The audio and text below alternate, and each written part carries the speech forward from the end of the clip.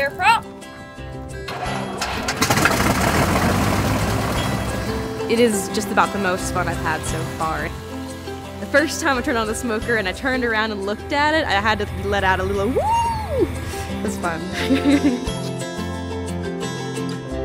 I like everything about flying, whether I'm 50 feet off the ground and watching for hogs and power lines, or I'm taking 10,000, 20,000 feet in the air with, in a jet. It's everywhere I want to go, I go. Now the most natural thing in the world is for my daughter to be in the back seat of the airplane. So for her to become a pilot, it's very much like we think of our child going to get a driver's license when they turn 16. It was just a rite of passage. She was a very proficient instrument pilot, and but her way of describing things was, this clock tells you how fast you're going, and this clock tells you how high you are. And so all of those instruments were called a clock. But she knew what they did, but she didn't know their names. I thought everybody had an airplane. I really knew no different. I could probably fly an instrument panel when I was 4 because I couldn't see out the window. It was there, everybody had a car, I had an airplane. And that was my world, we were there. Just about everyone I meet talks about, this is so cool that you've got this opportunity here.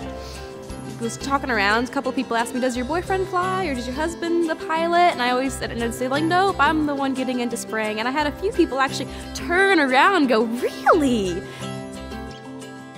I didn't actually realize how true it was that there is so few women in aviation until I went down for my commercial training at a different school where I was one girl in a class of about 14 people. In fact, I didn't have any sort of discrimination at all until I went down there and I told somebody, yeah, I'm training to be a flight instructor. And he looks at me and he's like, I wouldn't want you.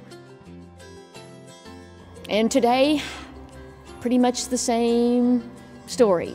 I'll tell people I'm a pilot examiner, and more often than you would like to think, they're just like, oh, do you fly?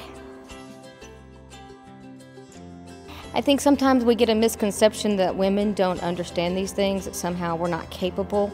We just look at the world a little differently. The glasses are a slightly different color for us. I mean, there's a lot of women in here who, their husband flies or they have family who flies and that's how they get into it, but otherwise they don't really know it's an option. It's life-changing.